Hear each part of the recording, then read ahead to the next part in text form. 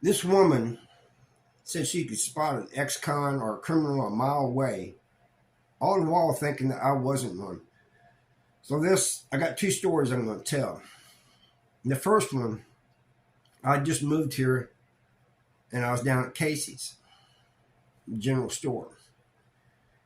And this elderly woman was telling this young cashier that, hey, I think he's an ex-con. He just got out of prison. And there's a military guy there, and I just went on back in the back and was getting things I needed. And I hear him tell her, man, leave him alone, man. He done his time. Just give him a chance. But she just keeps talking. So I get up there, and these two women, the elderly woman and the cashier, are looking at me like kind of scared like. So I lean over the counter, and the cashier kind of leans back. I lean a bit farther, and I said, boo. And both of them jumped real loud. The military guy, he starts laughing. And he wanted to buy me a beer and everything. I said, I can't, I'm on parole. A few months after that, there was a small tornado that went through the town. Started at the speedway and hit a few houses and knocked some trees down. It didn't do a whole lot of damage. But I was out there helping people. Cleaning up debris and stuff. And I see this woman. And I kind of forgotten who she was. And she comes up to me and she goes, I want to apologize. I said, for what? And she talks about that time in the store. And I said, it's okay, man. Thanks for apologizing, but I can understand you guys feeling the way you do. You don't know me. I said, but I want to apologize for, saying boo and scaring you. She just kind of laughed at that. Anyway, a couple years later, I'm in Walmart. We all split up. Everybody goes their own way. I hate that too, because then you can't find one another. You got to call one another. Hey, where you at?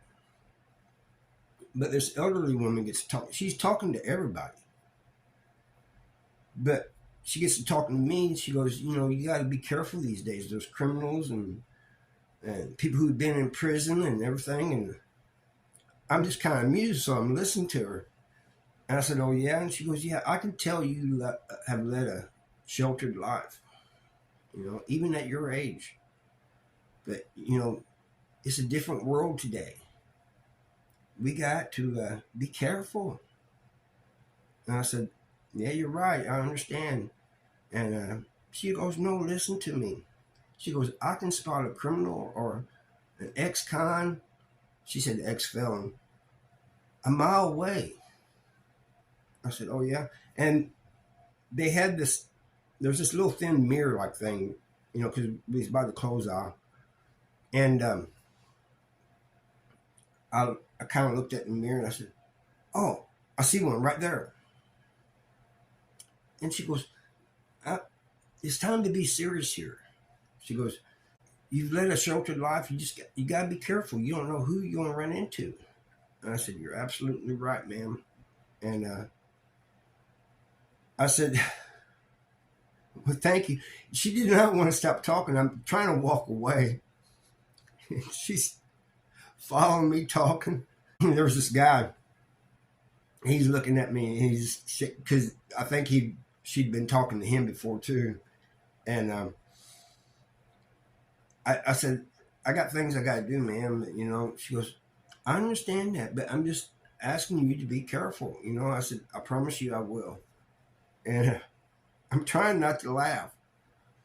I really am, because the poor woman, she was sincere. She meant that, And she seemed like she was genuinely concerned about people. But finally I get away from her. And I go tell Mindy and the kids, my stepchildren. And they start laughing. They said, where's she's at? And I said, I don't want to go near her again. She'll start talking again. And my stepdaughter said, I want to talk to her. I said, no, man, just let her go. Let her have her thing, and leave her alone, poor woman. But this is a couple of things that I went through. Most people, though, have treated me well since getting out, especially when they find out what I've been in there for. And so I've been kind of lucky. I know that a lot of people get out of prison and they have all kinds of bad luck. They can't get a job, especially if they go back to their own town. Sometimes if they go back to a bad neighborhood or, nobody bothers them. But if they get out of prison and go back to their town they're from, a lot of times people say, yeah, he was in prison, this and that. And they kind of, there's a stigma. They can't get hired or anything.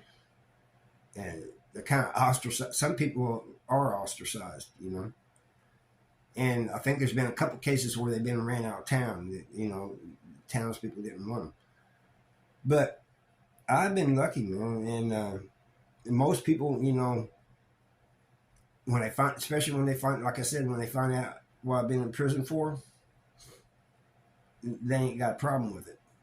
And, but I'm still on parole since 2016. I've still been on parole.